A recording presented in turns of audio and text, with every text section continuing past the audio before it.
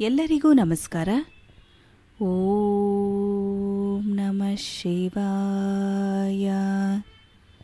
ಇವತ್ತು ನಾನು ಅಕ್ಕಮಹಾದೇವಿಯವರ ಗಟ್ಟಿ ತುಪ್ಪಕ್ಕೆ ದಿಳಿ ತುಪ್ಪಕ್ಕೆ ಎಂಬ ವಚನವನ್ನು ಓದಲಿದ್ದೇನೆ.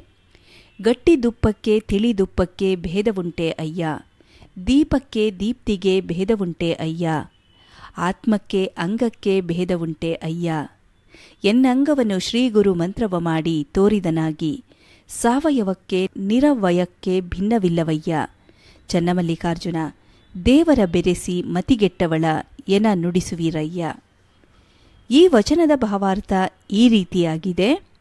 ತಿಳಿ ತುಪ್ಪಕ್ಕೆ ದಪ್ಪ ತುಪ್ಪಕ್ಕೆ ವ್ಯತ್ಯಾಸವಿಲ್ಲ. ದೀಪಕ್ಕೆ ಮತ್ತು ಬೆಳಕಿಗೆ ಭೇದ ಇದೆಯೇ? ದೀಪಕ್ಕೆ ಮತ್ತು ಬೆಳಕಿಗೆ ಭೇದ ಇದೆಯೇ? ಆತ್ಮಕ್ಕೆ ಮತ್ತು ದೇಹಕ್ಕೆ ಭೇದವಿದೆಯೇ?